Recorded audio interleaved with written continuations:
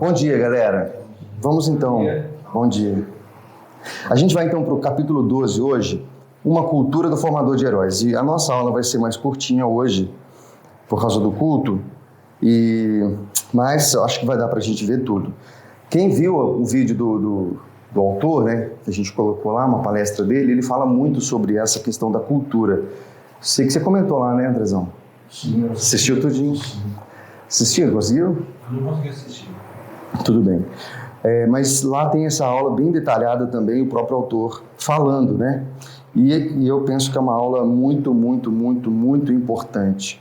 E ele vai falar que a cultura é aquilo que a gente precisa e deve criar. A grande ideia fala assim: formadores de heróis se esforçam para criar uma cultura de formação de heróis, para que as práticas continuem sem eles e depois deles. Então, maravilha se a gente for um formador de heróis, né? É isso que a gente deseja, que a gente desenvolva isso nas nossas vidas, nosso ministério. É isso que a gente está falando aqui desde a primeira aula. Agora, imagina se toda a igreja fosse mobilizada nesse sentido para formar heróis. Imagina como é que seria? Se essa fosse a nossa cultura, onde as pessoas que entram na igreja sintam que tudo diz para ela, tudo aponta para ela um caminho de formação, de liderança, onde ela não só assume responsabilidades, mas ela já tem no DNA que ela precisa ter um líder aprendiz, alguém para caminhar com ela, onde ela vai estar preparando também da mesma forma. E ninguém precisa falar isso para ela, né? Ninguém precisa dizer para ela: você é um líder de célula, tenha um núcleo, líderes em treinamento. Você é líder de ministério, tenha líderes em treinamento, forme um núcleo também, treine essas pessoas, se relacione com elas, seja intencional para formar e enviar essas pessoas, ativar os dons dessas pessoas, dar permissão para elas fazerem. E é claro que a gente ainda precisa, em muitos momentos, né, falar sobre isso, né, ministrar, encorajar, incentivar. E não é algo assim tão natural, né? A tendência é a gente liderar sozinho, né, fazer as coisas sozinho e não ser intencional nessa questão de formar pessoas e ser intencional nisso. Mas é por isso que a questão aqui é cultura. Então essa é a palavra-chave aqui, galera, cultura. A gente fala muito sobre cultura de discipulado hoje dentro da igreja, né? E aqui está falando sobre cultura do formador de heróis. E é interessante que esse termo, né, formador de heróis, é um termo que nada mais é do que discipulado, né? Concordam? Sim. Numa perspectiva de liderança, né? Então, discipulado. O discipulado é isso, né? Você derramar sua vida em outras pessoas, passando o seu DNA para que ele possa reproduzir isso na vida de outras pessoas até a 4ª geração, pelo menos, como ensina o apóstolo Paulo para Timóteo, certo? E isso precisa ser algo cultural, precisa ser algo natural para nós. E aqui ele tem uma boa definição de cultura, né? Cultura é um padrão espontâneo de comportamento repetido. Legal isso, né? Cultura é um padrão espontâneo de comportamento repetido. O que significa isso? Nós, como igreja, vamos falar numa perspectiva de igreja, a gente tem vários comportamentos, várias práticas que a gente está repetindo ano após ano, né? Ano após ano, a gente repete as mesmas práticas, os mesmos modelos, eventos, programações, orçamentos, etc. e tal.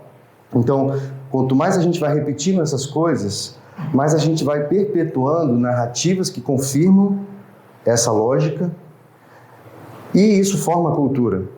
Então, se para nós ser igreja é, durante o ano, desenvolver várias programações, fazer bons cultos, a gente vai repetindo isso, essas práticas, e as pessoas que entram na igreja vão entendendo que ser igreja tem a ver com isso, tem a ver com frequentar a igreja, fazer programações, desenvolver eventos. Então, a gente vai repetindo essas práticas e isso vai criando cultura. As pessoas que entram, elas já entram nessa perspectiva e elas são mergulhadas nisso. A gente pode pregar qualquer coisa, mas se a prática está indo para uma outra direção, cara, não adianta falar que na verdade o que move as pessoas é a cultura, né? O que move é o contexto. Então, se a pessoa nasce num contexto de discipulado, de formação, de abrir o coração, de pedir ajuda, de receber mentoreamento, auxílio, e ela vai crescendo nessa perspectiva, desde que ela aceita Jesus, ela é batizada, ela tende a reproduzir isso. E para ela, ser cristão é isso que ela aprendeu e é isso que ela vai naturalmente reproduzir, passar para frente. É legal ver essa perspectiva de cultura.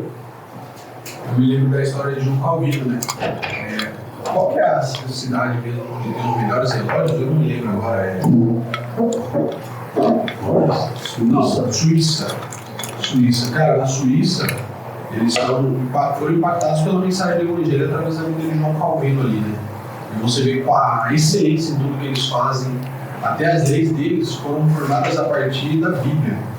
Então você vê, né, quando a cultura do reino de Deus invade, não só a igreja, mas ela vai para a sociedade também, ela começa a invadir os outros campos, as outras esferas da sociedade, isso muda completamente o contexto de uma cidade, de um país, né? E aí a gente vê a importância da gente trazer de fato a cultura do reino de Deus para dentro da nossa igreja, e as pessoas que trabalham em diversas áreas da sociedade vão levando essa mesma cultura para onde elas estão, né, no seu dia a dia. É legal. Muito bom, cara, verdade. E é um desafio, né? E é por isso que quando a gente fala de plantação de igrejas, onde a gente já planta dentro de uma cultura que a gente tem intencionalidade, sabe o que está fazendo, é mais fácil a gente estar construindo algo do zero, algo novo. No caso da revitalização, onde já existe, a gente está comemorando hoje, né, 48 anos da igreja. Então, 48 anos, onde já existe práticas ali, né? Então já existe algo muito consolidado ali, de perspectiva sobre o que é ser um cristão. Então a gente já tem falado muito sobre isso, né? Me lembro que eu falei isso muito na primeira aula lá. Se a igreja, durante quase 50 anos, está dizendo para as pessoas que entram, olha, você entrou aqui na igreja, que bom, você é muito bem-vindo. O que é ser um cristão? É você não faltar mais nos cultos, né? Você vai ser batizado, é bom que seja um dizimista, né? Um bom membro da igreja é um dizimista, então você frequenta a igreja, não falte nas programações, seja um dizimista. E, cara, seja uma pessoa correta, né? Não adultere, não brigue no trânsito, seja uma pessoa caridosa, generosa e, mano, direto pro céu, velho. Tá top, né? Então, é mais ou menos essa perspectiva que a gente passa para as pessoas. E cara, não dá para negar que é meio isso mesmo, né?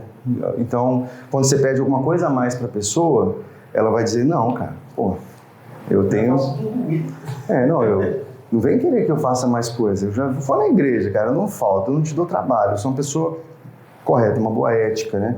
Sou dizimista, mano. Você ainda quer que eu abra minha casa durante a semana, convide pessoas, que eu agora tenha um grupo de discipulado, que eu presto... Não.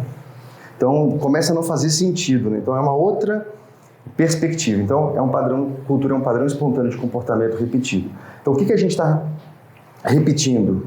A gente precisa pensar, se nós queremos formar uma cultura de discipulado, uma cultura formador de heróis, a gente precisa repetir isso, não é? E que seja um padrão espontâneo com o passar do tempo, que a gente naturalmente olhe para as pessoas e desenvolva, consiga ver os dons que ela tem, encorajar elas, falar, eu vejo em você esse potencial, esse dom.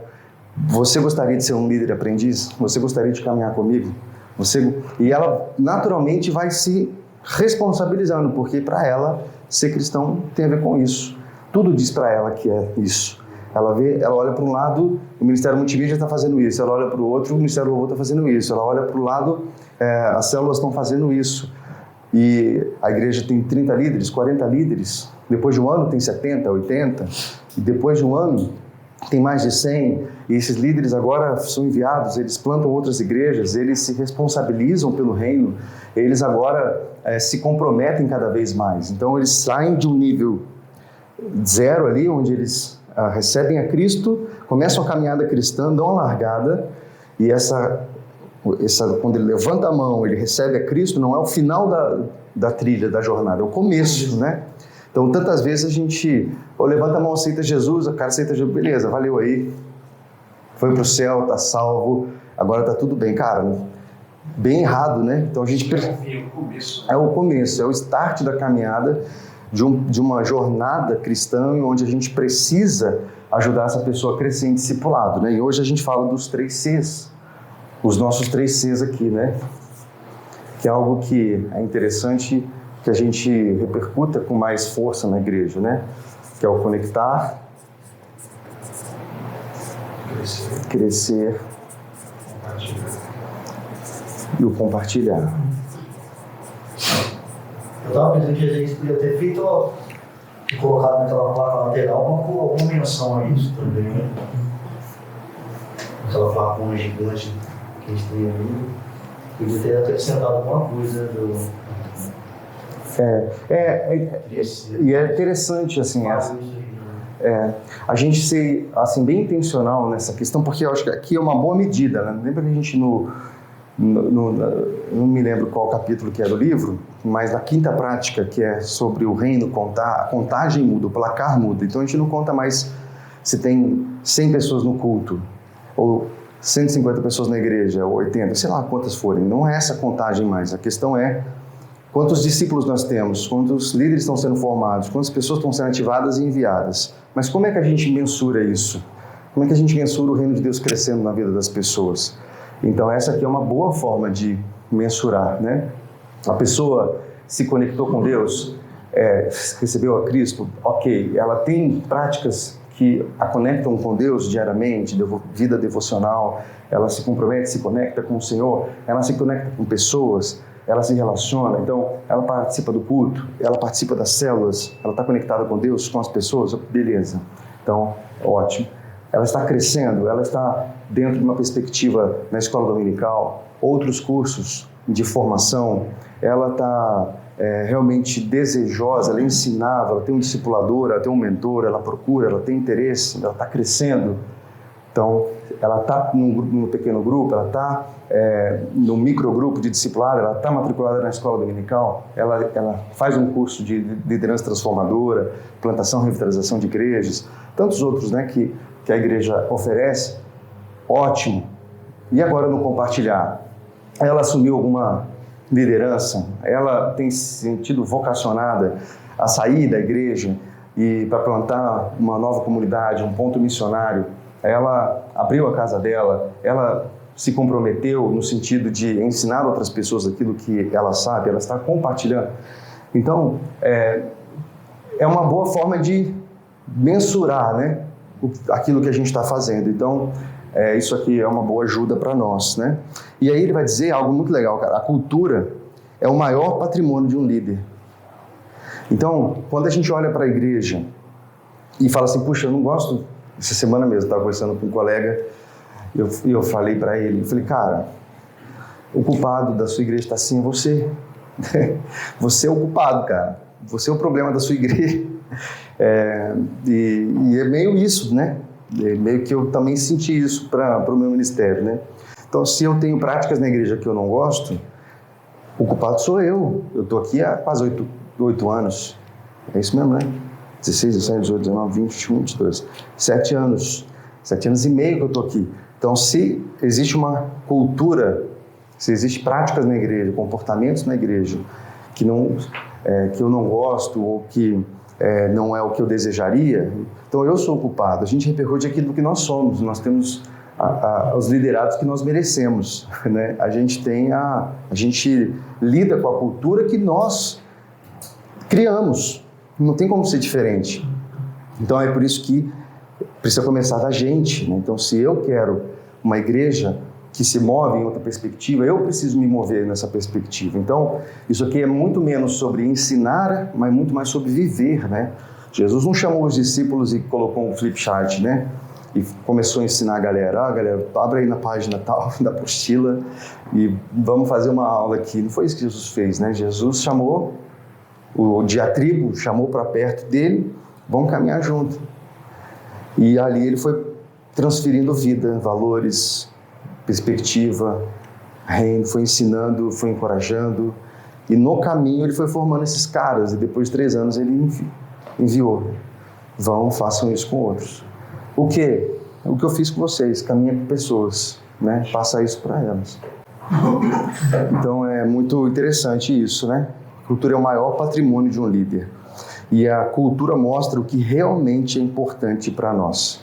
Então, se como igreja, tudo que nós fazemos são cultos, então isso revela aquilo que é importante para nós. Então, o culto é o ponto máximo, né? Então, se a igreja hoje não tem envolvimento, então ela olha os presidiários e não sente nada, ou nenhum senso de responsabilidade por fazer algo, os órfãos, né? As viúvas, os velhinhos numa casa. Se a gente não olha para o bairro, por exemplo, a gente está em umas biqueiras, tem pelo menos 3 grandes perto da gente aqui, né?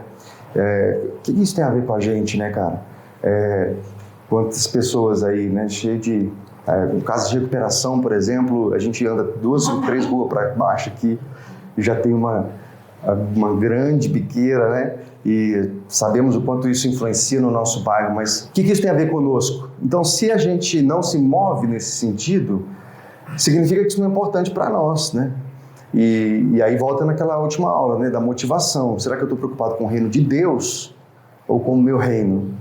Com o reino da minha igreja? Entende? Então, será que Deus não está preocupado com essas questões ao redor, né? Por que nós não estamos? E se nós não estamos, a gente está formando uma cultura que diz para as pessoas que isso não é relevante, né? Que isso não é tão importante assim. Certo, galera? Algum comentário até aqui? O autor do livro, né, o David Ferguson, ele cita que ele é pastor de uma grande igreja, né, uma das igrejas mais influentes dos Estados Unidos, e ele vive toda essa cultura, né? E eles, fazem discípulos e vão a lugares onde a igreja deve ir mesmo, né? Dar assistência às pessoas que mais precisam, mas também vão às pessoas com grandes riquezas, eu também prego o evangelho para elas. Então, uma igreja aqui no Brasil é relativamente próxima de nós, né? Que é a igreja da cidade. É uma igreja que, pelo menos eu olhando, analisando de longe e vendo, é uma igreja que eu vejo que faz isso, né? Que forma discípulos, que vai até onde muitas pessoas não vão, né, pregar o evangelho, dar assistência aos pobres, prega o evangelho para as pessoas ricas que precisam do evangelho também. É uma igreja multiplicadora, que envia, que abre outras igrejas, que forma discípulos, sempre visando, né, alcançar a cidade, alcançar o país, e até o nome deles, é um nome bem sugestivo, né? Igreja da cidade. Dá a sugestão para ele de uma igreja que está envolvida com a cidade, envolvida com os governantes, a todo momento prestando auxílio. Então, eu vejo muito desse livro, dessa igreja, e é um parâmetro que eu consigo ter próximo da gente, assim, que eu gostaria de alcançar como corpo de Cristo, né, como igreja local. Legal, Dan. Muito bem. Que Deus nos ajude, né? Então, para a gente poder dar uma aceleradinha, ele vai colocar aí um processo para formar uma cultura de heróis, né? E é o que nós precisamos, é o que nós queremos, formar uma cultura de formadores de heróis dentro da igreja. E aí ele coloca 7 etapas, e que é bacana a gente entender para poder reproduzir. A primeira é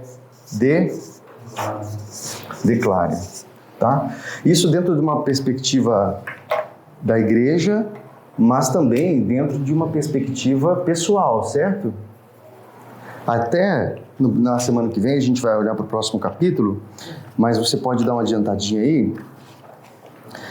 Deixa eu ver se eu acho rapidamente. O credo, na página 253. Credo do formador de heróis. Então, eu acho que seria legal a gente fazer isso aqui na formatura, hein? O que vocês acham? Só os corajosos, hein? Fazer um juramento e declarar, né, esse credo aí, né? Onde você vai declarar 5 práticas aí, você se compromete a desenvolver essas 5 práticas, que a gente já sabe quais são, nós já falamos muito sobre isso aqui, e ali você declara que é isso que você quer. Então, o guardanapo que você colocou ali, o seu sonho, o que você colocou, aquilo que Deus tem colocado no seu coração, cara, bota na capa da sua Bíblia, no espelho da sua casa. Não esqueça disso, leva com você, né? Imprime esse credo aí, hoje a gente vai entregar impresso aí na formatura. Cara, você precisa lembrar disso, a gente precisa se lembrar. A tendência é a gente se acomodar, né? Se preocupar com tantas outras coisas, esquecer daquilo que a gente realmente precisa se comprometer, né? Então, a gente precisa declarar isso, ajudar a igreja também a declarar que isso é um valor para ela, que isso é algo que realmente é importante. Então, isso começa comigo, começa com você, começa com a gente, declarando que é isso que realmente nós desejamos, ok? Em segundo lugar, é o faça. E claro que não adianta só ficar falando, né? E como a gente disse já, essa é como ele diz, a cultura é mais percebida do que ensinada. Então não adianta a gente ficar falando sobre formador de heróis, né? Se as pessoas não verem a gente se movendo nessa direção, né? Intencionalmente saindo de cena e impulsionando outras pessoas, dando permissão, impondo as mãos, sabe, abençoando, ativando os dons dela e realmente fazendo isso uma prática espontânea, né? Um padrão espontâneo, repetido muitas vezes, que vão formando e gerando essa cultura. Então, para a gente formar uma cultura dessa na igreja, essa questão do faça. E o próximo aí? O cara já entrou na sala e falou assim: eu sou o próximo. O cara viu que outra pessoa se liga e fala: eu sou o próximo. Isso aí. O reafirme. O que é o reafirmar? A gente lembra do Bill Hybels, né? Que ele fala que a visão vaza, né? E é como se a gente tivesse uns baldes, né? E você vem na igreja numa aula como essa, no domingo de manhã, e enche o balde, né? Só que, cara, é um balde furado, né? Porque aí você sai daqui e, cara, você trabalha, é boleto que está vencendo, é o carro que quebra, né? É uma correria no trabalho, é o chefe que está dando trabalho para você em todos os sentidos, né? São situações, más notícias que você recebe, demandas com os filhos, demanda no casamento, demanda na sua saúde, e cara, aquilo vai se perdendo, vai esvaziando, né? A visão vaza. Então é algo que a gente precisa sempre reafirmar, e algo que ajuda a reafirmar é o que ele chama do storytelling, né? É o contar histórias. Ele é um cara que no livro ele toda hora está colocando histórias, né? Então ele fala, as histórias ajudam a consolidar a cultura. Então conte histórias. E não só a história dos outros, mas principalmente nossas histórias, né? Fala aí, mano. Não, a primeira vez que eu escutei esse termo foi no TikTok. Storytelling.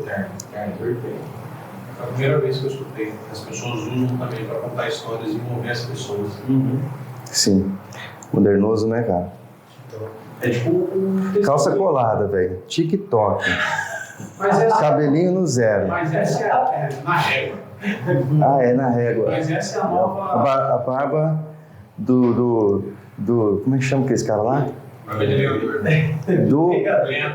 Do lenhador? Não, mas tem aqueles 300 lá, como é que chama esse cara lá? Espargando. Mas o TikTok é a nova rede social, né? O Instagram vai sair logo. Então a igreja já tem que saber como entrar nesse universo para alcançar pessoas também através do reino de Deus. Sim, leva o André para o TikTok. Eu não sei nem mexer no Instagram, não. Agora que eu aprendi isso. Já pensou ele fazendo as dancinhas lá? Mas é legal, né, storytelling, tipo, porque muitos vendedores, tipo, de curso usam isso, né? Porque às vezes o cara vai lhe dar o testemunho do que o cara viu no culto e não da pregação. Isso é um barulho difícil. Com certeza. Então, assim, quando a gente conta histórias, por exemplo, e a gente precisa fazer mais isso mesmo, né? Por exemplo, uma Cláudia, um Sérgio, né? Que vão revitalizar uma igreja. Poderiam estar na igreja local, né? E contar a história de como isso aconteceu para eles, como é que foi isso no coração deles e como eles se lançam para o ministério. História de pessoas que nunca pensaram em liderar uma célula, por exemplo, mas entenderam que mesmo estando na igreja, sei lá, 40 anos, aquilo começa a fazer sentido. Uma ideia aqui já, glória a Deus. A palavra de Deus agora ficou usada. Isso, Deus te abençoe com as suas ideias. E a gente precisa realmente ajudar as pessoas a visualizarem, né, essas histórias. Isso ajuda muito a forma como a gente conta. Eu estava na minha célula e essa pessoa começou a frequentar, essa pessoa começou a se interessar, essa pessoa foi batizada. A história do Brunão, por exemplo, né? Do Brunão que começou a frequentar uma célula, que estava inscrito para o batismo e na última hora não foi, mas depois continuou e aí realmente foi batizado, se decidiu, se comprometeu, já assume uma liderança na igreja, agora é um líder de célula, está formando pessoas e chamado pastoral. E daqui a um pouco tempo, né, liderando uma igreja.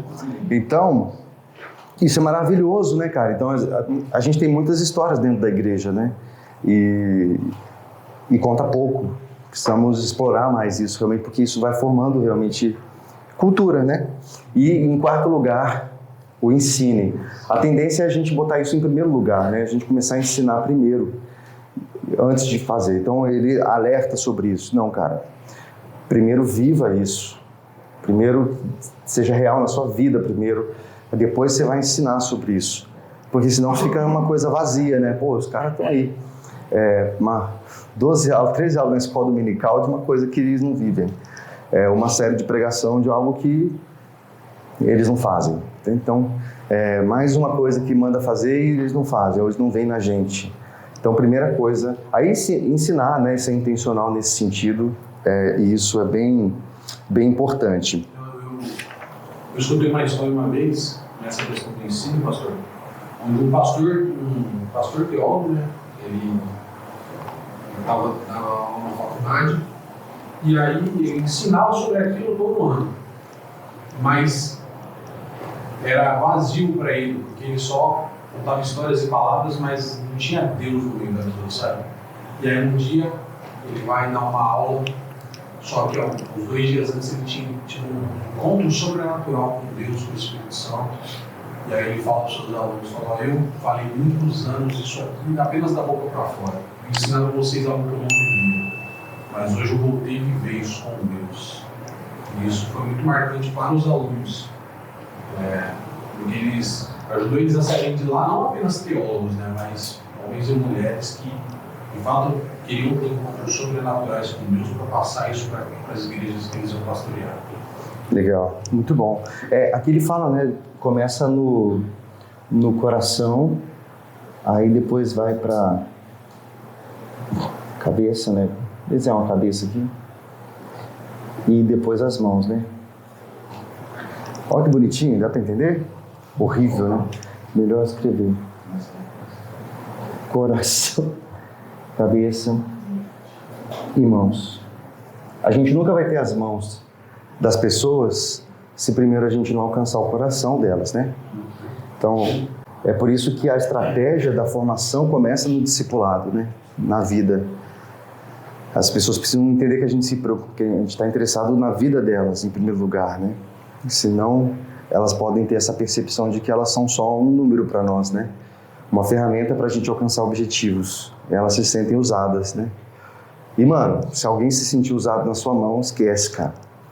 Esquece. Você perdeu, né? E muitas vezes a gente se aproxima das pessoas querendo as mãos dela. E esse é o grande... Esse é o X da questão, né? Muitas vezes a gente tem dificuldade numa célula, por exemplo, porque a gente só lembra das pessoas no dia da célula, né? E sai ligando para todo mundo, né? Mas durante o período da semana, a gente não está nem um pouco interessado, né? Na pessoa, de fazer uma visita, de realmente acompanhar ela, de estar perto dela. E depois a gente vai pedir alguma coisa para ela, você acha que ela vai fazer? Não vai. Que é o discipulado, é vida na vida, realmente sem isso não vai rolar, né? E em quinto lugar, me ajudem aí. Reconheça. Conheça. O reconheça é você ressaltar o que está dando certo, né? Então, pô, o líder foi lá e conseguiu formar alguém e multiplicou a célula, enviou essa pessoa. Então a gente chama na frente e ressalta essa história, parabeniza, sabe, dedica boa parte do culto para isso, e talvez a gente possa explorar ainda mais isso, né? Como é que foi esse processo, né? Fazer um banquinho ali, fazer o podcast ali com eles no culto, que a pessoa dá. A pregação é essa, mas assim, na verdade, uma forma de mostrar para a igreja que essa é a prática que a gente precisa, né? Que essa é a prática que a gente deseja que as pessoas vivam, né? E então isso é legal, reconhecer o esforço das pessoas e principalmente o que dá certo, né? E não ficar olhando para aquilo que dá errado, mas tem coisas boas acontecendo, tem pessoas sendo formadas, tem pessoas se dedicando, entregando a vida, e isso tem que ser realmente ressaltado, reconhecido, e isso vai gerar nas pessoas, né, essa convicção de que vale a pena. Em sexto lugar,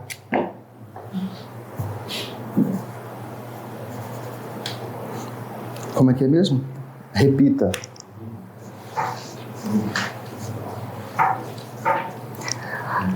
Galera, assim, é o que a gente falou, a visão vaza, né? Então, beleza, a gente falou sobre isso, foi legal, ressaltamos isso no culto, foi bacana. Só que, cara, na segunda-feira, as pessoas estão mergulhadas na vida delas, né, cara? Cheio de situações. O cara tá pensando onde é que vai levar a namorada, onde que ele vai comprar uma aliança. Você vai levar no Madeiro, você vai levar no Outback. Você vai levar agora. Você vai ter que pedir ela num balão. Eita! Você casa comigo. Você que levar no Bosa. No Bosa. Imagina como é que toda essa daí vai ser. Vai no tio do cachorro quente pra você ver. Só pra pedir, né? Meu irmão. Agora você vai ter que trabalhar muito, garoto. Legal. Mas a gente precisa repetir, cara. E ele fala, quando a gente estiver cansado de falar sobre isso, é quando as pessoas talvez estejam começando a entender alguma coisa. Então tem que repetir, cara. Repetir, falar de novo, explicar. A gente acha que as pessoas já entenderam, mas na verdade elas até entenderam, mas já esqueceram, ou já se distraíram, né? Então é algo que precisa ser repetido para poder gerar essa cultura. E por último... Eu acho que legal no Repita também é que quando você vai repetindo, as pessoas que são contra o processo, elas vão aparecendo, né? E aí você tem a oportunidade de tratar elas, de poder explicar melhor, de poder trabalhar com elas, para que elas possam de fato entrar nesse processo, né? Que é totalmente bíblico, né? Eu acho que isso também, Sim. Isso só faz sentido realmente com a presença de Deus, né? É verdade. Até mesmo com ele dando um exemplo que fizeram com ele, né? O cara chamou, vou fazer uma conferência, eu vou fazer tudo, você vai ficar lá na frente. Uhum. Né? Como assim, eu vou levar o crédito, você vai ficar lá só nos bastidores, né? Então, o natural é a gente querer aparecer, a gente querer fazer, a gente querer lutar nas costas, a gente querer receber elogio. E a proposta é justamente o contrário, né? Fazer as pessoas fazerem, você ficar só na mentoria, né, auxiliando. Então, se a gente faz o que faz e é o que é, porque é o natural. Né? Eu não quero ensinar, eu quero fazer, porque é mais fácil mesmo, eu faço e resolvo os problemas. Então, realmente, isso só faz sentido com a presença de Deus, né? O Espírito Santo ali, e, obviamente, o entendimento também. Sim. Eu acho que sem a presença de Deus, isso se perde. Se perde. E a gente corre o risco de fazer com as motivações. Ontem no microgrupo a gente estava falando sobre isso, né, cara? Que isso é muito importante. A gente falou na última aula também, né? Por que a gente deve fazer isso? Ah, não, cara, porque alguém mandou. Ah, é porque agora essa é a nova modinha, né? Agora essa é a nova tendência das igrejas. Então precisamos fazer isso. E a gente pode correr o grande risco de fazer a coisa certa com a motivação errada. e usar as pessoas. Esse é o grande problema. Então, a motivação, que é o amor, então por que eu vou realmente me dedicar na vida das pessoas? É entender que a vida dela é muito vazia se ela é frustrada no trabalho, né? Uma pessoa não tem perspectiva de nada, mas ela frequenta a igreja e ela se sente... tá faltando uma coisa, mas ok, ela está indo na igreja, está tudo bem para ela. Mas eu amo essa pessoa e eu sei que Deus tem algo a mais para ela. E por isso eu quero me relacionar com ela, por isso eu quero trazer ela para perto. Não para usá-la, mas porque eu a amo, né? E sei que Deus a ama também. E não só essas pessoas numa perspectiva de liderança, mas tantas outras que talvez a gente vai ter que investir muitos anos para que ela possa formar, porque a vida da pessoa está uma bagunça absurda e completa. Então a gente precisa investir tempo, né? E crendo e vendo o que Deus pode fazer na vida dela, por meio da vida dela, e dedicando. Então, se a gente perde essa perspectiva do amor, de ser movido por amor, em geral, a gente não vai querer sair de cena, a gente não vai querer ressaltar, levantar a outra pessoa, a gente vai querer sempre ter o crédito ali, a gente não morreu para nós mesmos, né? Então, cara, realmente é o que Jesus falou, né? Entenda o chamado do discipulado, que é a primeira coisa, negar a si mesmo, tomar a cruz e me seguir. Aí essas coisas começam a fazer sentido, né? E qual que é o timing disso? Por exemplo, quando eu estou ali 1 ano com a pessoa e no rolo do treino não está indo. Qual que é o timing? Quando eu vejo, não é essa pessoa. Porque senão, às vezes, eu estou investindo no Daniel e eu poderia estar investindo no Bruno. Sim. Mas eu estou investindo no Daniel, mas o Daniel não vai, não pegou, não está indo. Qual que é o timing? Quando eu enxergo, não dá indo, ou não tem esse pensamento. Não, eu acho que tem sim. Tem um módulo... 1 ano, 2, 3 anos da pessoa e não vai, não flui, entendeu? E outra pessoa já poderia estar em outros níveis, né? Sim. Tem um módulo na Bíblia do discipulado que chama seleção. Tem 8 estudos ali sobre seleção, como que os critérios que Jesus usou para selecionar seus discípulos. Então não foi aleatório, vou na praia ali, você, vou na coletoria, vou chamar um publicano aqui, do nada, aleatório. Não, Jesus passa 1 ano e meio para orar, discernir, conviver, e aí seleciona. Então, tem aquelas características, né? Então, um dos padrões é a questão da oração, encontros divinos. Então, tem várias questões que vão ligando a pessoa a você. Se ela ouve a sua voz, é um dos critérios. Então, é aquela perspectiva. Se você fala algo para a pessoa, você dá um conselho, ou a pessoa te procura e você ensina ela a fazer uma devoção. Um exemplo, você ensina ela a fazer a devocional. Você percebe que essa pessoa te ouviu. E essa pessoa realmente pratica aquilo agora e ela volta para te perguntar mais, ela tem interesse. Então, ela começa a demonstrar que ela tem um coração de discípulo. Que ela é ensinável, que ela é fiel, que ela é disponível, que ela é tratável, que ela é submissa, que ela é obediente, aquela lista lá. Mesmo que a vida dessa pessoa ainda esteja muito bagunçada, mas você já consegue enxergar esse comportamento, porque isso tem a ver com o caráter mesmo, né? E tem pessoas que, cara, elas podem ser super certinhas e aparentemente super prontas para assumir algo, mas você não percebe que ela te ouve, você fala, ela não volta, ela não é fiel, ela na sua frente fala uma coisa e quando você sabe que depois nos bastidores ela fala outra, você marca, ela não é disponível. Então essa pessoa, cara, agradeça a Deus, porque você sabe que Deus não está te dando essa pessoa para ser um discípulo, né? Para ser alguém que está caminhando com você. Fique em paz e agradeça ao Senhor, dizendo, Pai, obrigado, não é essa pessoa, mas quem é que o Senhor tem para mim? Então discernir isso em oração, mas tem essas dicas, né? Mas, obviamente, a pessoa não vai ter todas as características de início, né? Não, mas essas são as 3 principais. Ele é fiel, ensinável e disponível. Jesus viu isso aqui, naqueles doidão lá, velho. Naqueles caras que, mano, tinham muitos problemas. Mas você não pode dizer que eles não eram disponíveis, cara. Eles deixam as redes, deixam a empresa, deixam tudo e seguem. Eles eram ensináveis. Tem um texto lá de João, capítulo 1. Confere para mim, acho que é onde tem aquele encontro lá com Natanael, com Filipe, os discípulos de João, né? Então, daqueles 5 primeiros discípulos, 4 foram procurar Jesus primeiro. Então, eles não foram chamados aleatoriamente, né? vem e me segue. Não, eles primeiro foram fazer perguntas para Jesus. Né? Eles foram interessados em Jesus em primeiro lugar. Então, essas são boas dicas de pessoas que vão caminhar conosco. Elas nos ouvem. Existem encontros divinos onde existe um toque a mais para vocês estarem juntos ali, né? E isso são bons indicativos para que a gente não fique investindo em pessoas que no fundo não nos ouvem, né? E Deus não nos deu essa pessoa.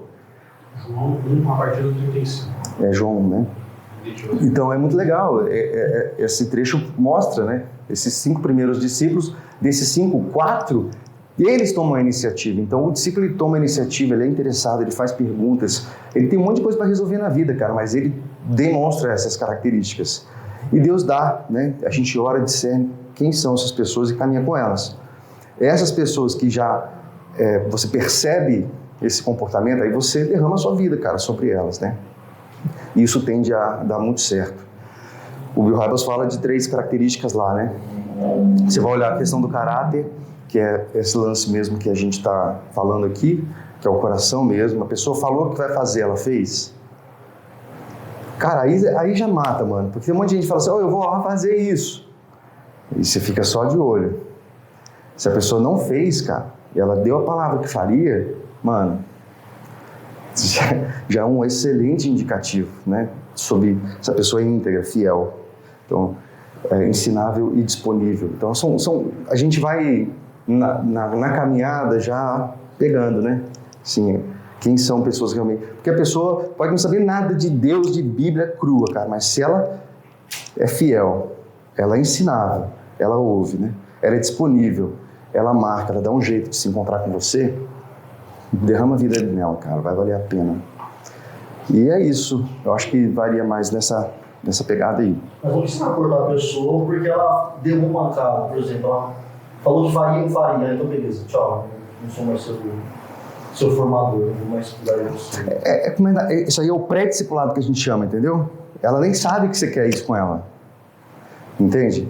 Então, é o pré-discipulado. Antes de você formalizar algo com ela, ou convidar para ser um líder aprendiz, antes de você oferecer por uma caminhada de reprodução, é um pré-discipulado, entende? Ela nem sabe disso. Então você não vai dispensar ninguém. Você só começa um processo com alguém se isso já está ok, né? Se foi confirmado. Depois, consegue abrir aí no módulo rapidinho? No índice tem as 8 características. Ah, você está aí, Brunão? Vê se você acha rapidão. Então é o pré-discipulado. Confirma essas pessoas em oração primeiro, tem esses encontros divinos, vai discernindo esses pontos aqui, aí sim você starta um processo. E ainda tem uma probabilidade de dar errado com alguns, como Judas, né? Jesus seleciona os 12 e no final tem essa decepção, né? Qual que é, pastor? O módulo chama seleção. Seleção.